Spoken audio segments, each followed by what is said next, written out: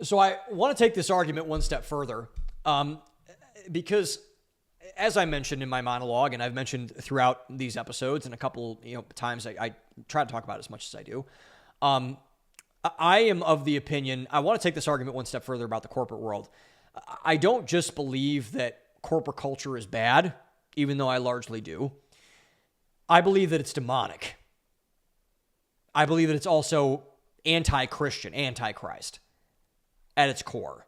Now, I will profess this before you click off this video. I am a Bible-thumping evangelical Christian. I am not ashamed of that at all. I like the Bible. I like evangelical Christianity. That's what I am.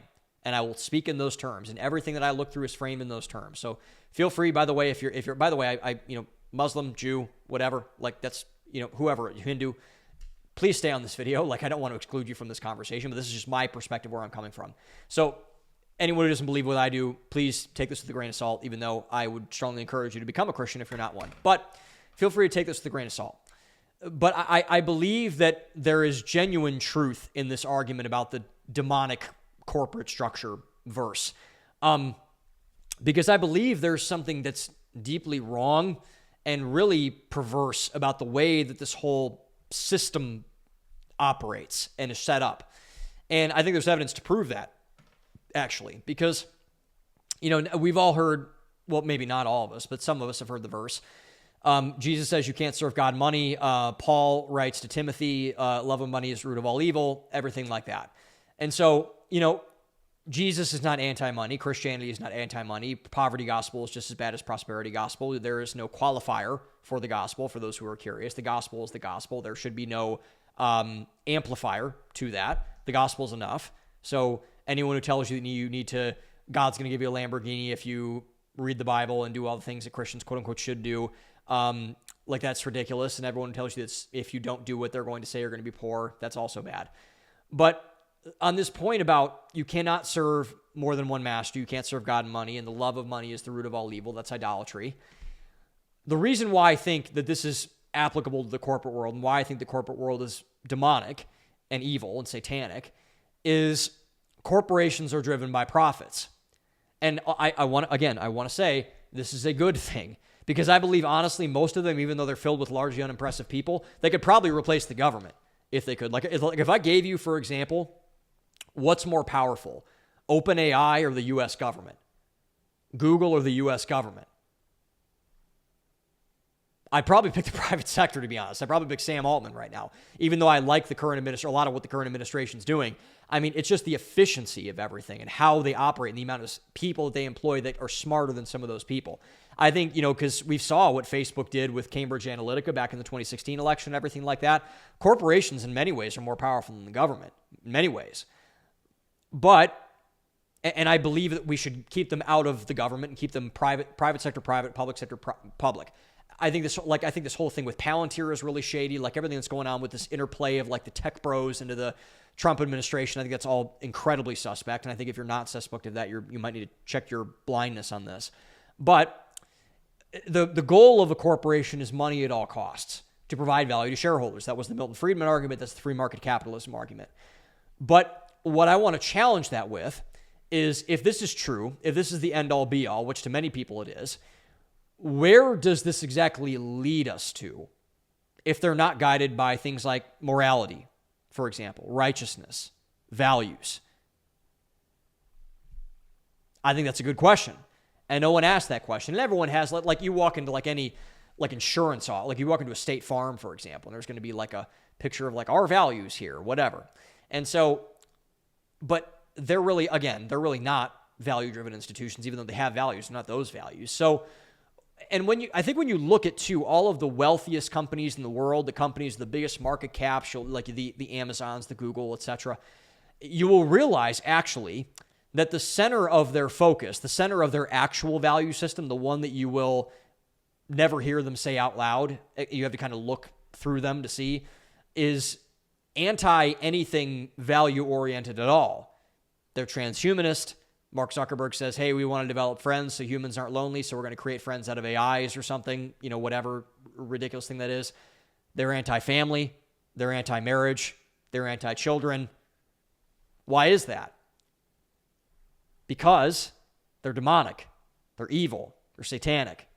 They are focused on taking the best parts of humanity, family, humans, marriage, kids, religious faith, etc., and perverting them in the name of money. Well, we're going to do this policy, we're going to institute this because we need to provide value to our shareholders. And I don't really care if you miss every single one of your kids' soccer games. I really don't care if your marriage falls apart. I really don't care that, you work 16 hours a day and you never go to church because, we got a job to do. They make work an idol.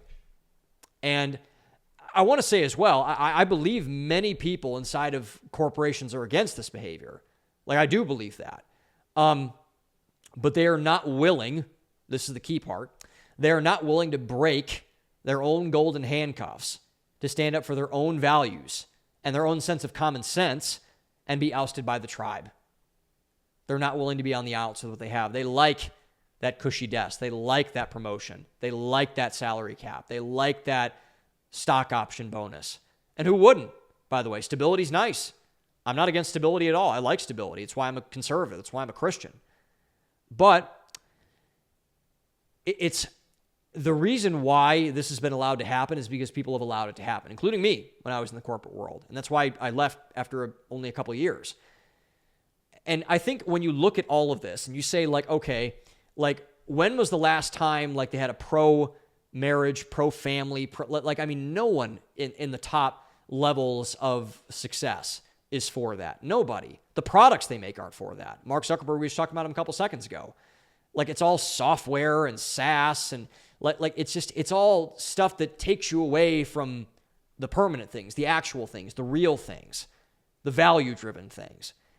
And I think there's a sense that a lot of people don't like that, and they shouldn't like that because it's anti-them, right? It's anti what most people genuinely want.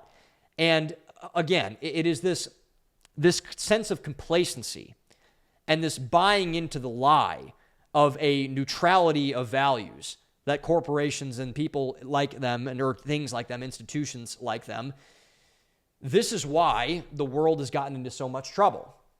Because if there is no assistance to evil than good, value-driven people sitting around and doing nothing. If you want evil to flourish, if you want anti-human things to creep into the human lexicon and creep into the culture, there is no better assistance to that than if you are a value-driven person and you do nothing but sit around and wait for something to come and save you and wait for someone to tell your boss that you can take a couple hours back to go to your kid's basketball game or go on a date night with your wife or volunteer with your church or give you a raise that matches the pace of inflation. And this is a more complicated argument than this, honestly, obviously. And I'm not even saying that you need to do what I did and quit your job. But what I am saying is that if you don't bring your values into the workplace, you are going to be programmed out of your values. I've seen this happen more times than I can count. You need to fight against this. You need to fight against the thing that is oppressing you. Do not take their nonsense. Do not submit. Do not buy in to their perverse sense of values. If you are a value-driven person, hear me in this. Do not comply. Do not buy in. Do not do what they are telling to do if it goes against your values. If it violates your values, tell that person to scram. Tell that institution they can hire somebody else. Leave your job if that's the case. If they will not bend to that, the most powerful asset of any company, any corporation, anything inside of the world is people. They don't have people. They don't have a business. They don't. So don't be afraid. Don't be a coward. Because if you're a coward, you have no shot at winning. And unfortunately, that's why a lot of people don't have a shot at winning.